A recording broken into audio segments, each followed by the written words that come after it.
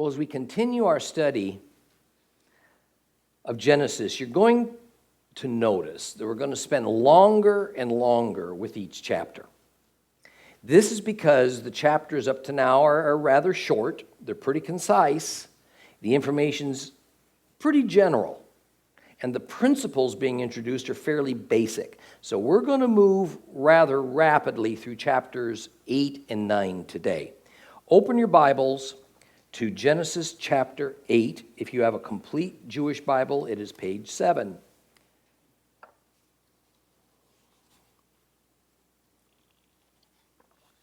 Genesis chapter 8. We're going to read it all.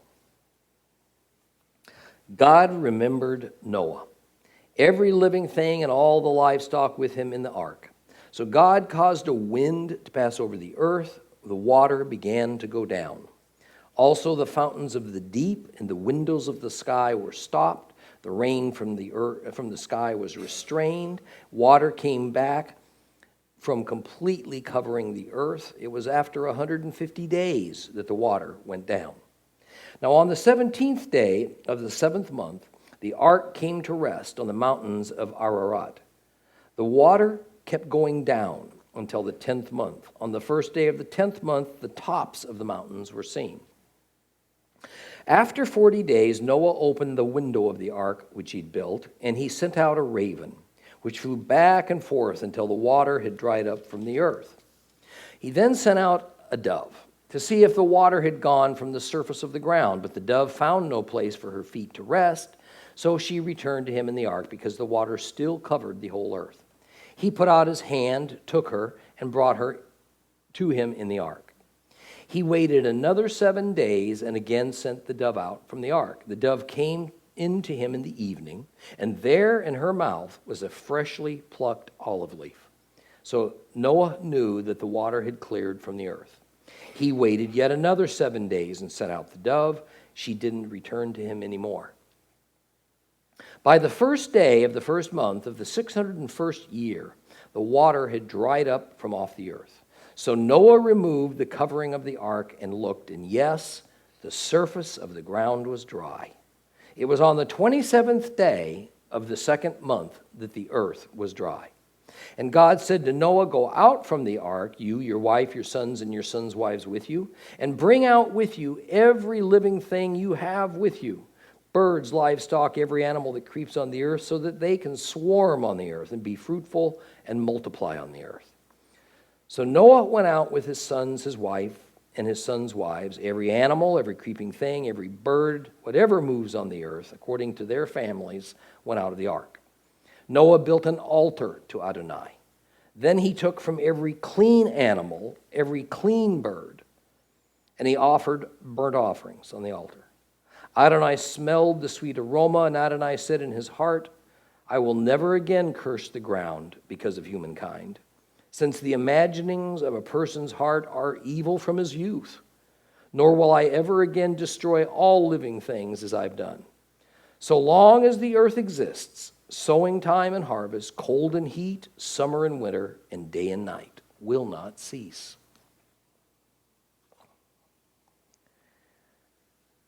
Just as chapter 7 began with these comforting words that God invited the righteous family of Noah into the safety of the ark, chapter 8 tells us that God remembered him. But the verse doesn't stop there. It says he also remembered all the living things that came into the ark with Noah. Now, I can't stress enough how important God's living creatures, what we typically call animals, are to God. Man is certainly a bit above the animals, placed into dominion over the animals. Yet we're made of the same stuff as the animals, the dust of the ground. And God put that same neshama, spirit of life, into both animals and mankind. Now, I'm not trying to be an advertisement for PETA. Okay? I'm saying we must not lose sight of the fact that to God, his animals weren't throwaways. No doubt early in Genesis, when God had the animals parade by Adam, as he named them, we must not forget that Adam was also given the opportunity to select one of them as a companion, not in the sense of a wife, rather as a friend. And no doubt, this was to show us the place that man holds in the animal kingdom, slightly above the animals, but also the loving importance God places on all of his living creatures.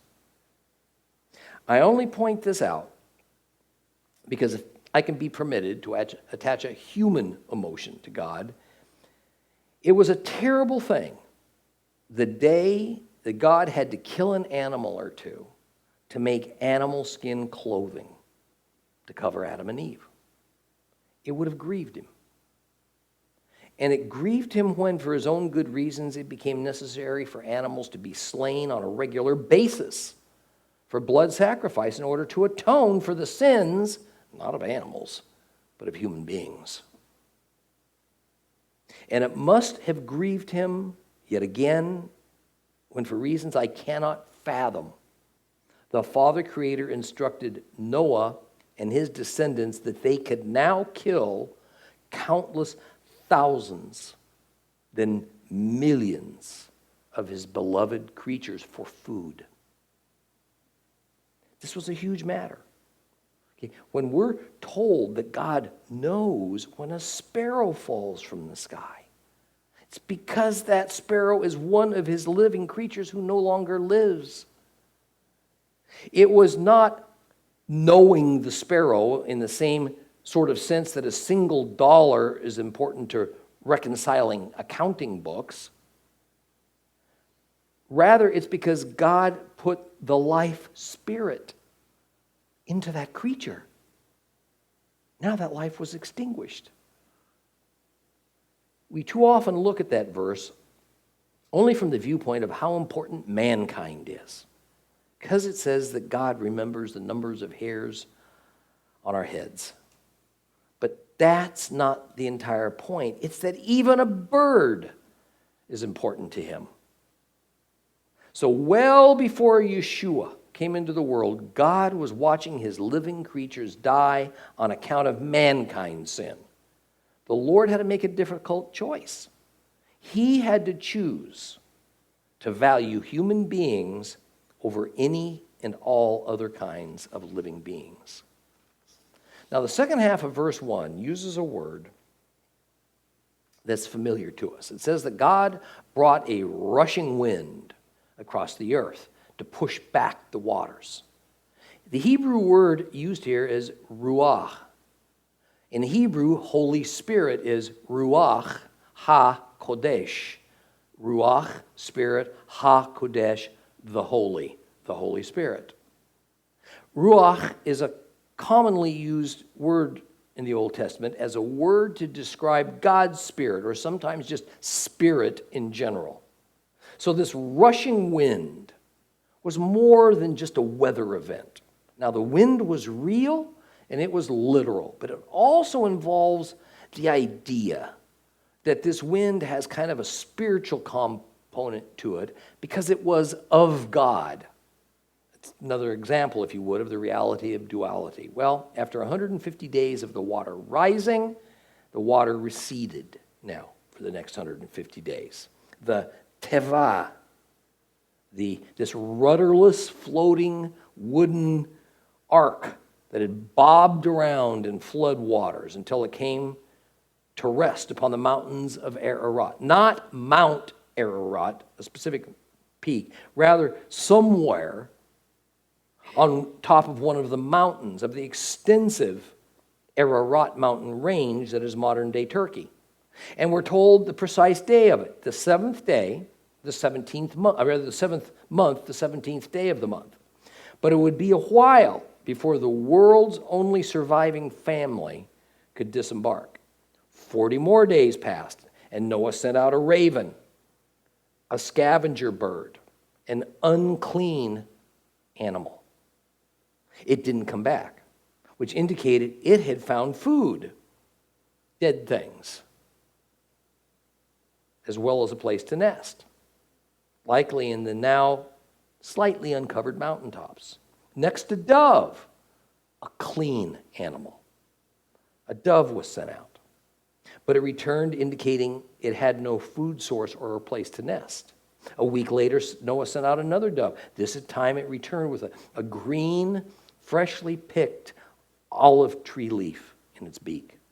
Another week passes, the dove doesn't return, indicating the water had receded to the tree line or below. Now, quite remarkably, it is well known by olive growers. They never have to fear flooding that would drown and normally destroy trees, because an olive tree will actually bear leaves while it's submerged underwater. But after talking to a botanist, it was also explained to me that many varieties of trees and plants can survive both severe drought and severe flooding. And if they're left alone to heal, they can once again flourish. Now, it's interesting to note that for some reason, God wants us to know the exact month to the day that certain stages of the flooding and its receding occurred. For instance, we see that on the first month, the first day, that is the first day of a new year, as Jews call it Rosh Hashanah, it was safe to remove the covering of the ark. And all that remained was for the ground to dry up enough for the ark's inhabitants to set foot on it.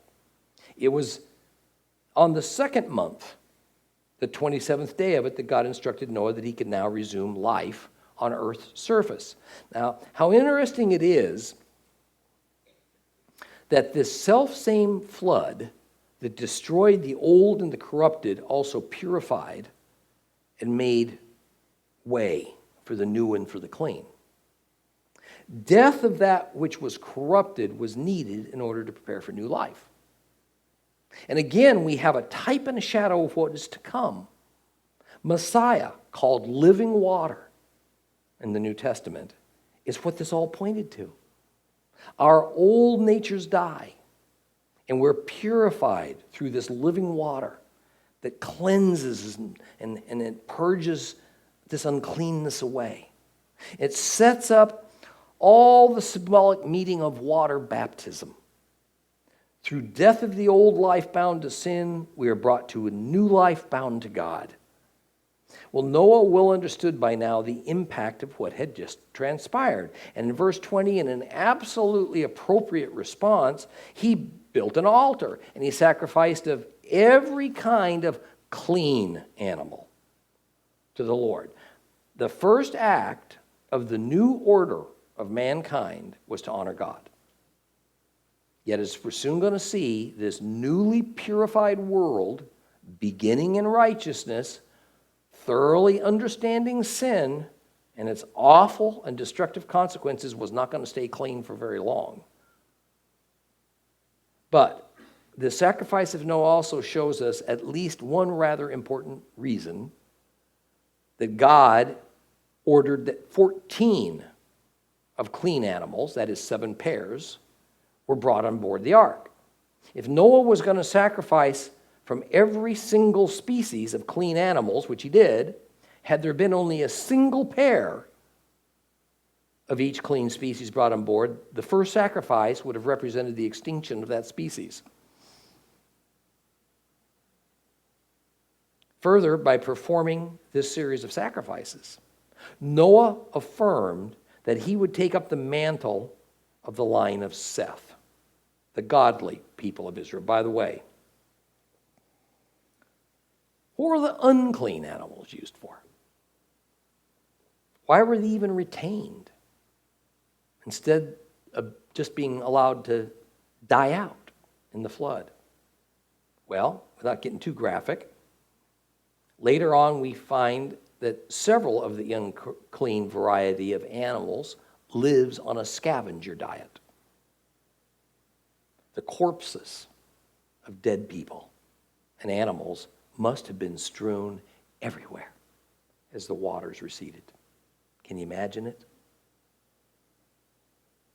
These animals would have thrived on this huge food supply, and they certainly served a useful purpose, cleaning up the landscape, just as vultures and other scavengers do the same today.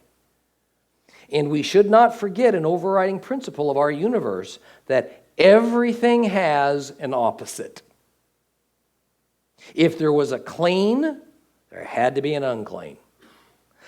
But I also want to make something quite clear about that which God ordains as unclean. By no means are all unclean animals scavengers. In fact, there appears to be no behavioral pattern or physical characteristic, nor particular kind of food they eat, or any other thing that we can put our finger on to understand why God designated certain animals as unclean. There have been many theories put forth, none of them hold water. We simply need to grasp that God's sovereign. He makes decisions and choices that he usually doesn't reveal his reasoning behind it. So if you leave here today with one understanding about clean and unclean, I hope it's this. Unclean animals are not some broad category of bad animals. Clean animals are not inherently better than unclean animals. Unclean animals are not defective animals, nor are they animals of less importance to God. Their status is nothing more nor less than a sovereign choice made by the Creator for his own good reasons. And he has never shared the reasoning behind that choice with us. So, since, I suppose, Mount Sinai, men have speculated about it.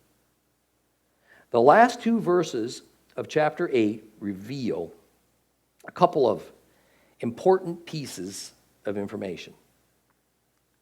First, that God accepted Noah's sacrifices. He found them pleasing. Second, that God was never again going to destroy all land inhabiting creatures in the way he had just finished doing it with a deluge of water. And third, please notice the phrase, important phrase, in verse 21, because there it says, since what the human heart forms is evil from its youth. The human heart forms evil from its youth. What could be a more direct admission by the Almighty than this? Mankind has a problem. We have evil in us from the earliest stages of our development. And as we discussed last week, where is there any reference to Satan when it comes to human beings doing evil? Where does God pin the problem of evil in mankind on the devil? He doesn't. Don't get me wrong. Satan's real. He entices men to do evil. But Satan did not create evil. Satan was a created being, just like anything or anyone else. And he made a moral choice. He became evil embodied to the fullest. Rather, by means of deception, Satan merely takes advantage of the evil inclination that's already in us. Where it says that the heart forms evil from its youth is written as minei arwah in Hebrew. This literally means from his awakening. So perhaps a better rendering of that phrase would be, since what the human heart forms is evil from his awakening. Rabbi Yehuda, one of the great ancient Jewish sages, explains that this is referring to that moment when humanity gains self-awareness. The sages argued whether this awareness took place in the womb or immediately upon birth or just shortly thereafter. But either way, the point is, all persons are born with hearts that form evil. That's what's being said here in verse 21. It is not saying that a human heart is only evil. Not at all. It's not saying that babies are automatically born with a 100% evil inclination. we're not born 100% evil. If you don't know God from a peanut, you're still not 100% evil. This important statement by God is simply acknowledging that everyone is born with an evil inclination. How did Paul put it? All humans are bound up in sin. All. So we all have an equal chance to be saved by the same way. But due to the principle of opposites, since we're all born with an evil inclination, we're also all born with a good inclination as well.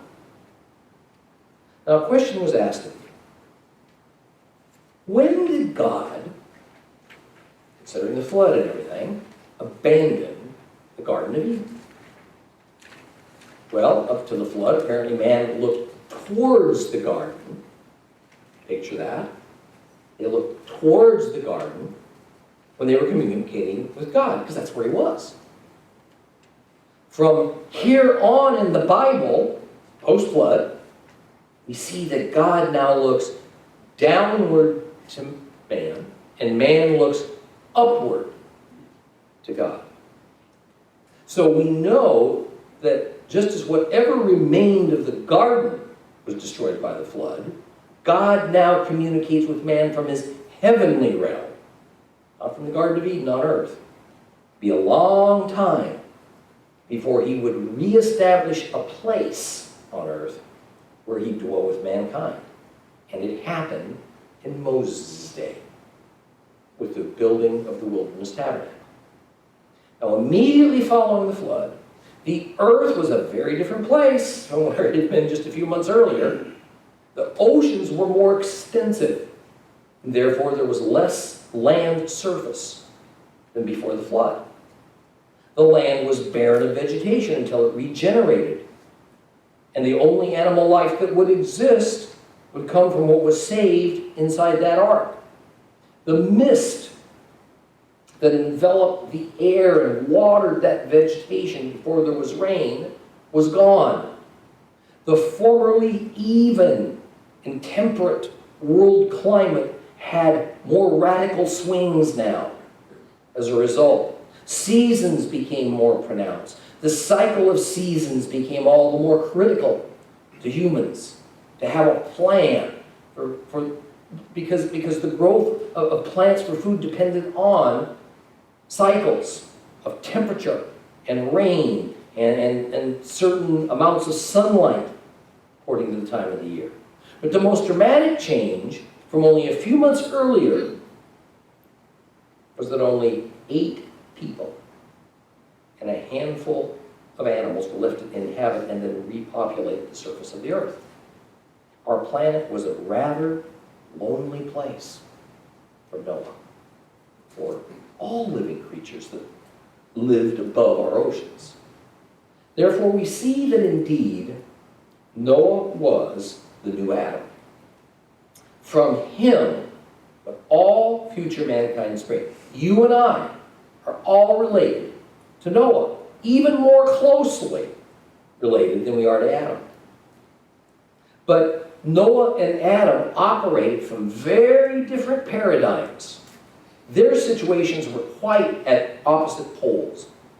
Adam was created as perfection. He was created into a world of absolute perfection. He was created in the image of God. Noah, however, was born into a world of imperfection. For although Noah was declared righteous in God's eyes, Noah, just like us, was born with a fallen nature into a fallen world. Because Noah trusted and obeyed God, God simply declared Noah righteous. Because he certainly wasn't sinless. This most fundamental principle of salvation, trusting God and being credited with righteousness, as opposed to trying to earn it, is the same principle we all count on today. And it's present right here in the Old Testament in Genesis. As Adam was created in the image of God, so Noah was created, so to speak, in the image of Adam. One era ended, a new one began. This universally sinful state of the world, of which Noah was the patriarch, represented the new basis of how God would deal with the post-flood world and all of its aspects, quite apart of how it was for Adam, quite apart of how it was going to be with the eventual advent of Christ, and still quite apart of how it will be someday in the not terribly distant future. So we are going to see now vast differences between the old world before the flood and the new post-flood world immediately as we open up Genesis chapter 9. So open up your Bibles to Genesis chapter 9, which is page 8 if you have a complete Jewish Bible.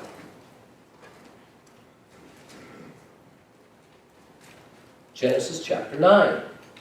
God blessed Noah and his sons, and he said to them, "Be fruitful, multiply, and fill the earth. The fear and dread of you will be upon every wild animal, every bird in the air, every creature populating the ground, all the fish in the sea. They've been handed over to you. Every moving thing that lives will be food for you.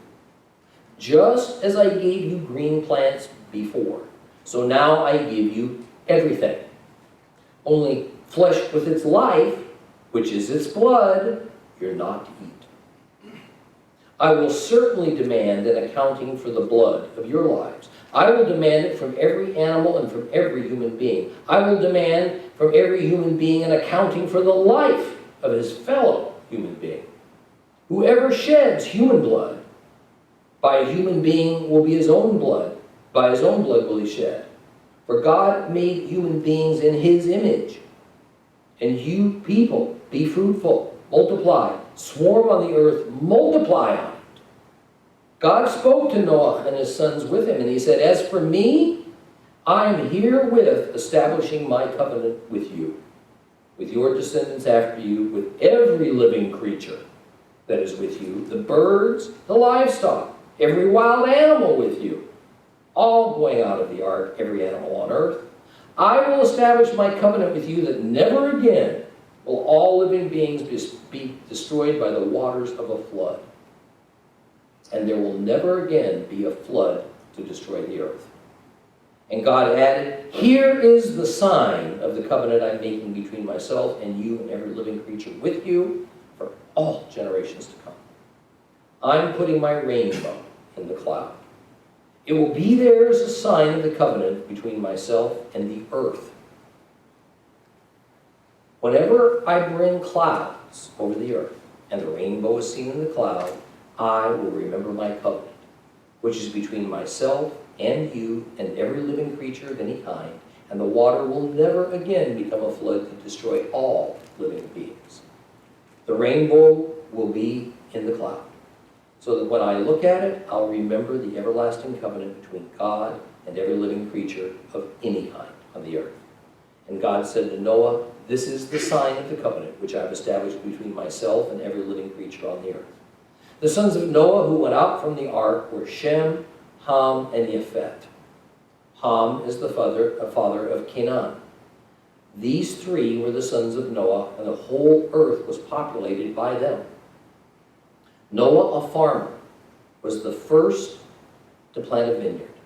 He drank so much of the wine that he got drunk, and he lay uncovered in his tent. Ham, the brother of Canaan, saw his father shamefully exposed.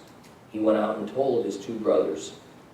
Shem and Japheth took a cloak, they put it over their shoulders, and walking backwards, they went and covered their naked father. Their faces were turned away so they did not see their father lying there shamefully exposed. And when Noah awoke from his wine, he knew what his youngest son had done to him. And he said, "Cursed be Canaan. He will be a servant of servants to his brothers." And then he said, "Blessed be Adonai, the God of Shem. Canaan will be their servant. And may God enlarge Japheth. He will live in the tents of Shem, but Canaan will be their servant. After the flood, Noah lived for 350 years. In all, Noah lived 950 years, and then he died.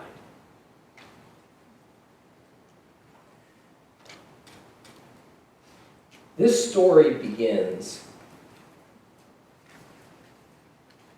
with the regeneration of humanity and the reordering of society. The great changes in the governing dynamics of man's existence in his relationship to his environment, in his own responsibilities before God, are evident right away in verse 2. See, whereas animals were once trusting without fear of man and in willing subjugation to man before the flood, now God ordains that the human dominion over animals will be greatly expanded. The very same animals that so docilely appeared before Adam to be named will now be in mortal fear of man. Verse 3 tells us that meat is no longer prohibited as food for man. Animal flesh has become a reluctantly approved source of nutrition, but it's not without clear and unequivocal restrictions. I've heard people ask how it was that Noah got all those wild animals to enter the ark. Simply, it is that before the flood, man had an entirely different relationship with animals than afterwards. We are seeing in these first few verses of Genesis chapter 9 a new order being established through a series of general rules and laws given to Noah after the flood. The theological name for these rulings is the Noachide laws. So we have to ask ourselves an important question. Were there universal divine laws handed down to humankind before the flood? Or is what we just read the first time God has done this? See, the matter is actually self-evident. The only way for God to justifiably declare one man righteous and another man wicked is if some known standard was already in place. Therefore, although it's not written down in earlier parts of Genesis as explicitly as what we're reading here in chapter 9, there had to have been an existing moral code that was binding on all humanity and of which all humanity was aware. Otherwise, how would people know how to make moral choices? And subsequently, by what standard would God have separated the wicked from the good? So after the flood, why now was it okay for men to eat meat, men to eat animals, but up to then it had been strictly prohibited? Very simply, it was the Lord's concession to human weakness that was first revealed in Adam and Eve. As the ancient Hebrew sages point out, just because Noah was called a righteous man doesn't mean he was a perfect man. A man who was without sin, like all humans. Noah had a sin nature woven into him that he had inherited from Adam. And even after the flood, that sin nature, he and his family's evil inclinations continued on. And it was inherited by all of his descendants, us. So while the Lord, in a limited sense, purified the world with a flood, more than anything else, that great deluge was a divine judgment upon the world.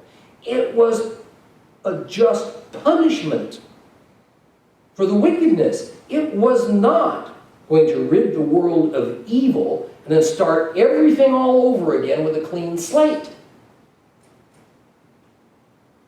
It is going to be the same, interestingly, when we enter that 1,000-year kingdom with Christ. The Lord will, in a certain sense, purify the world in a series of great cataclysms ending with the Battle of Armageddon. But will sin and evil have been destroyed as well? No. Will all remaining humanity be perfect now and without sin? No.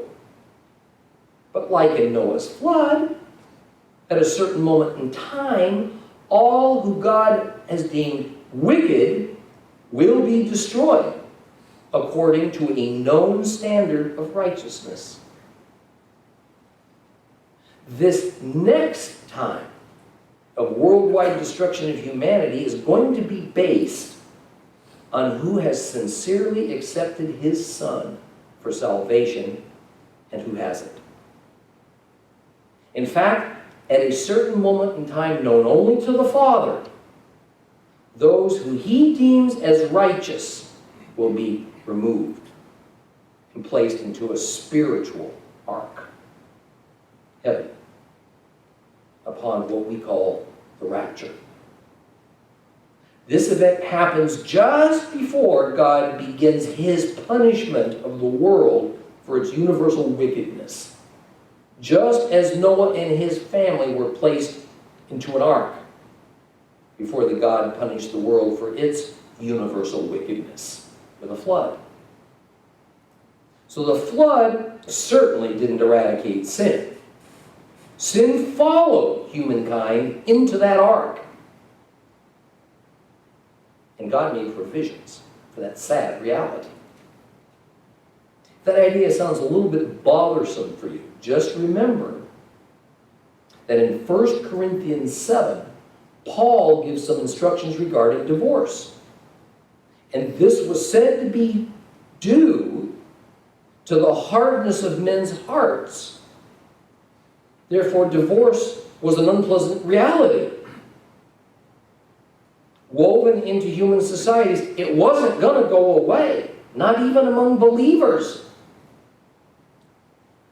This same hardness of heart is why the Lord allowed humans, post-flood, to eat meat. They're going to do it anyway, due to the hardness of humanity's heart. So the Lord set down rules and restrictions for it, even though it certainly wasn't his ideal. Verse 2 also gives us an opportunity to put a little bit of common sense back into reading the Bible. Do not ever think that the words written do not mean what they say. Yet, they mean what they meant within the common understanding of the Hebrew culture of that day. Not necessarily within the common understanding of the culture of the 21st century.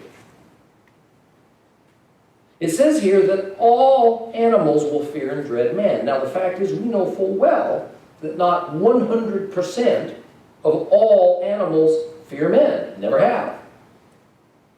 Many animals are quite comfortable with humans because they've been domesticated and raised for that purpose. Sheep, we're told, learn their shepherd's voice. Without getting into too much detail, just think of common pets, like dogs and cats that have learned to trust men to one degree or another. The point is this: when the Bible says everything or all or every, it means it in a general sense, not an absolute sense. All or everything does not mean 100.00%. Rather, it means it's a general rule, but there's going to be a few exceptions. We might say it means the vast majority. Think of how we in our modern speech say things like, everybody's against me. Everything I do turns out bad. I always take the same route home. None of these things are so at all times, without exception. They are figures of speech. So we have to be very careful not to read into the holy text some theological absolute when none was intended. Although every living creature, again, that's the vast majority, was okay for food, there was a very strict prohibition placed on the eating of animal flesh, and it was that man could not eat the blood. What was the reason for that? because the blood is where the life is contained. Blood was only to be used for divine sacrifice, never for human consumption. Blood was the seed of life, and it was simply too holy for man to be allowed to partake of it. And we see that the importance of blood is carried over from animals to humans. Thus, murder, which biblically, in Bible talk, is the taking of human blood, is specifically prohibited. Notice that in verse 5, God hands the duty of meting out justice for homicide over to mankind. Up to now, God had dealt with it himself. And he dealt with it very differently than humans are to deal with it, because here, man is instructed that a man who kills another man is to himself be killed by other men. Remember what the penalty for murder was for Cain, when he killed his brother Abel? What was it? It was banishment. Banishment from the presence of God. God even went so far as to place a sign over Canaan so that other humans wouldn't be tempted to take matters into their own hands and harm Cain in retribution. Mere separation from God was considered as sufficient punishment. That was no longer the case. What the ancient rabbis so brilliantly point out concerning these passages is that here we find God establishing the principle of earthly government. Civil law was hereby created, with the Lord delegating some of his authority to human authorities. Later in Leviticus, God would go to great lengths to define something that human societies constantly try to rewrite, without much success, I might add, what morality and justice is. We tend to call God's definition of morality and justice the law, meaning the law of Moses, the Torah. Now, these same rabbis and scribes also came to the conclusion that if God turned over to humans the terrible manner of determining capital punishment, the God-authorized right to take a human life, to take human blood, then certainly lesser matters of life, such as authority over wives, children, servants, property, land, this was also now in man's hands. And from this came what was eventually called the 7 Noachide laws. The Noachide laws, introduced to us at the beginning of Genesis 9, were essentially the most fundamental principles of civil justice from which all other civil laws would be based. We don't actually see these 7 laws specifically enumerated at this point in the Scriptures, although thousands of years later, after Christ has come and gone, these Noachide laws will actually play a role in the determination of the Jerusalem Council of 49 AD as to the minimum behavioral requirements for Gentiles who want to fellowship with and worship alongside of Jews who have come to believe that Yeshua is their Messiah. What eventually came to be called the 7 Noachide laws are the following. First, men were prohibited from idol worship. Second, humans were not to commit blasphemy, taking God's name in vain. That's one way to do that. Third, man was not to murder.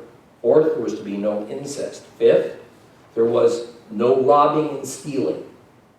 Sixth, man was not to eat blood, nor was he to eat the meat of animals that had been strangled. Therefore, their blood hadn't been drained out of them. And seventh, man was to submit to the authority of human government. Now, next in verse 8, God makes a covenant. And as we meet Abraham in a couple more weeks, we're going to talk a little more about the fundamental nature of covenants. But for now, just recognize that this particular covenant is a contract that's in the form of a promise. And in this case, it is said to be between God and Noah, but it's also a promise from God to all living flesh. Noah is quite properly the representative agent of all new life on this planet. This particular covenant or contract is unilateral. The contract does not depend on man's response nor man's behavior. It's all on God. Some other covenants we will eventually encounter have a mutual requirement. Both God and man have roles to play. And this is the first covenant between man and God that is mentioned in the Torah. Now there's a theological belief that this covenant with Noah is actually the second covenant with mankind. The first covenant being between God and Adam. And it was that if Adam didn't eat of the tree of knowledge of good and evil, man could stay in the garden with God. Well, personally, I think that waters down the impact of the concept of covenant. And the word covenant isn't even used in that case. Certainly God gave Adam an instruction not to eat of that tree, but just because the idea was that if he disobeyed it, there would be a penalty, does not raise that single instruction to the level of a covenant. And the covenant that God made with Noah is this: God will never again destroy the world and everything in it by flood. Of course, he did leave that door open a little bit to destroy the world by just about any other means. But that's another story. Anyway, the sign of this covenant is the rainbow. Now, I don't want to spend too much time with this, but the question often comes to me, was this the first rainbow? It never existed before. And my unequivocal answer to this is maybe.